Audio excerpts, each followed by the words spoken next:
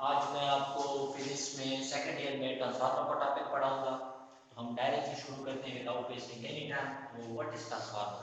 तो आपने अपने घर के करीब भी देखा होगा, आपके स्ट्रीट्स में बहुत ज़्यादा ट्रांसफार्मर होते हैं। तो transformer, what is transformer? Transformer is an electrical device which is used to transform electrical power from one voltage and current level to another voltage and current level।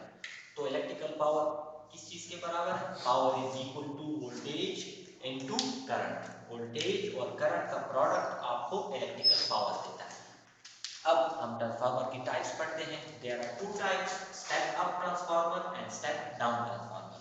तो जितने भी ट्रांसफार्मर आपके घरों के करीब स्ट्रीट में है वो सारे के सारे स्टेप डाउन ट्रांसफार्मर है। वो आपको कौन से वोल्टेज प्रोवाइड करते हैं? वो आपको 220 वोल्टेज प्रोवाइड करते हैं और जिस लाइन के साथ वो कनेक्टेड होते हैं उनकी वोल्टेज ज्यादा होती है। ये अभी हम डिटेल में मैथमेटिकली और ग्राफिकली पढ़ते हैं कि स्टेप डाउन स्टेप अप कौन से ट्रांसफार्मर होते हैं। लेकिन इनमें बुनियादी चीज पे आप क्या करते हैं? वोल्टेज को कम करते हैं एक में और दूसरे में वोल्टेज को अप करते हैं। तो स्टेप अप में वोल्टेज इंक्रीज होता है, स्टेप डाउन में वोल्टेज कम होता है। अब ट्रांसफार्मर की जनरल ट्रांसफार्मर की कंस्ट्रक्शन क्या है? इसके मेन 3 पार्ट्स हैं, primary coil, secondary coil and eliminated iron core.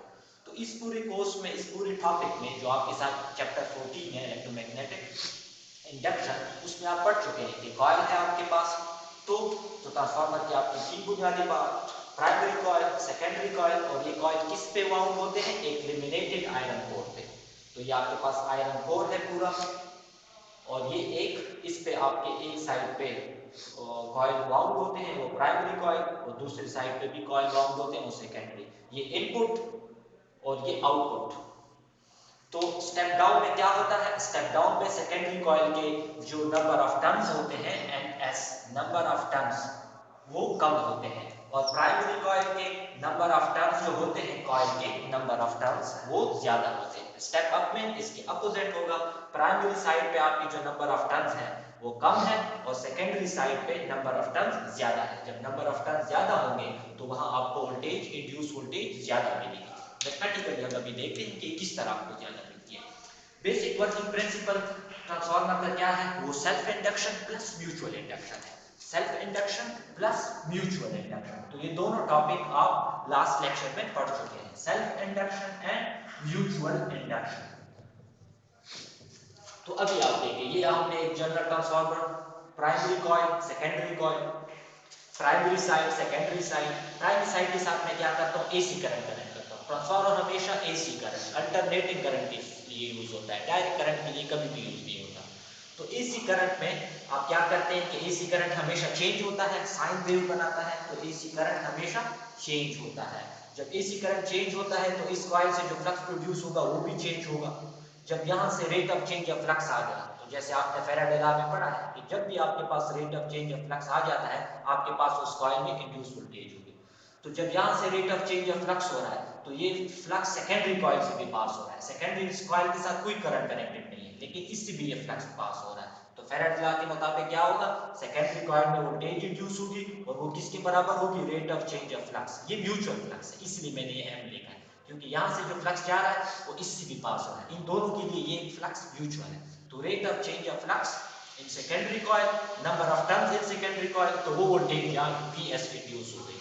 अब प्राइमरी कॉइल में भी वोल्टेज इंड्यूस होगी, क्योंकि इस यहाँ से करंट चेंज हो रहा है। जब करंट चेंज होगा तो फ्लक्स चेंज होगा। तो प्राइमरी कॉइल से भी आपके पास फैराडे लॉ के मुताबिक number of turns in rate of change of flux, तो आपके पास ये वोल्टेज प्राइमरी और सेकेंडरी कॉइल में इंड्यूस हो गई। अब हम इन दोनों का रेशियो लेते हैं, 2 को 1 पे 1 को 2 पे डिवाइड करो, तो secondary voltage divided by primary voltage किसके बराबर? Number of turns of secondary divided by number of turns of primary. इन दोनों को आपस में डिवाइड कर दो।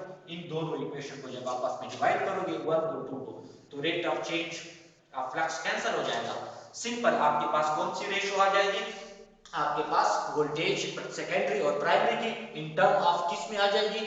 Number of coil ratio of secondary divided by number of coil turns of primary. तो दोनों की जितने आपने ये टर्न्स लिए हैं उनके रेशियो में आ गए।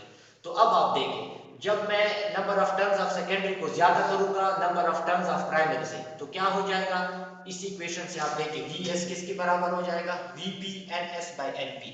अब NS ग्रेटर है, जब NS ग्रेटर होगा तो ये पूरा आंसर 1 से ग्रेटर आएगा, इसका मतलब Vs ग्रेटर हो गया Vp से।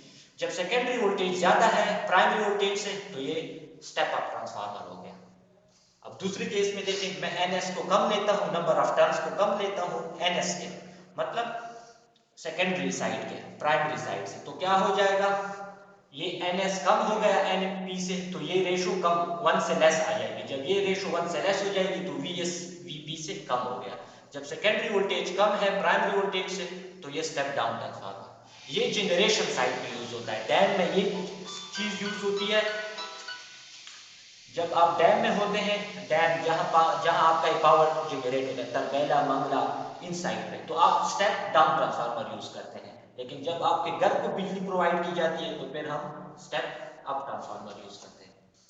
अब एफिशिएंसी, एफिशिएंसी क्या होती है, किसी भी पावर आउटपुट ट्रांसफार्मर की एफिशिएंसी, तो power output divided by power input. तो आइडियल केस में क्या होगा, power output divided by power input into 100%, तो दोनों पावर इनपुट आउटपुट बराबर होंगे तो 100% एफिशिएंसी। लेकिन रियल केस में ये एफिशिएंसी 90% होती है। बाकी एफिशिएंसी जो इनपुट पावर होती है वो यूज हो जाती है हीटिंग में, फ्रैक्शन में, तो आपके पास आउटपुट पावर 90 आती है अगर आप इनपुट पावर 100 लेते हैं। तो जब आप इन दोनों रेशियो लेते हैं तो हमें पता चलता है, पावर की इक्वेशन हमें पता है, वोल्टेज इनटू करंट। तो इन आउटपुट का क्या होगा, secondary voltage secondary current, primary side पे जो इनपुट पावर है उसकी equation V primary I primary. जब मैं रेशियो लेता हूं Vs बाई Vp तो Ip बाई Is। तो इससे ये पता चलता है जब किसी साइड पे वोल्टेज ज्यादा होगी तो उस साइड पे करंट कम होगी, जब किसी साइड पे वोल्टेज ज्यादा तो करंट कम। तो इसका मतलब है स्टेप अप में वोल्टेज ज्यादा, तो स्टेप अप में आपके पास जो रेस्पेक्टिव करंट आएगा वो क्या होगा, वो लेस देन Ip होगा। और जब स्टेप डाउन में आपके पास सेकेंडरी वोल्टेज प्राइमरी वोल्टेज से कम होगा तो यहां आपके पास सेकेंडरी करंट प्राइमरी करंट से ज्यादा होगा। तो दोबारा को कंक्लूड करने से पहले मैं यही कहूंगा कि step up step down transformer, step up में क्या होता है, आपको जो वोल्टेज मिलती है वो ज्यादा होती है, और स्टेप डाउन में आपको जो वोल्टेज मिलती है वो कम होती है। तो हमारे घरों में जो ट्रांसफार्मर हमारे स्ट्रीट में होते हैं वो सब के सब स्टेप डाउन होते हैं, क्योंकि हमें कौन सी वोल्टेज मिल जाती है, 220 वोल्ट मिलती है, और लाइन की वोल्टेज नॉर्मली 400-600 वोल्ट होती है, तो हमें हमेशा 220। तो हमारे स्ट्रीट में जो ट्रांसफार्मर है वो सब के सब स्टेप डाउन, और जहां जनरेट होता है डैम में वहां स्टेप अप। तो this is all. So any question you can write us on WhatsApp. Thank you.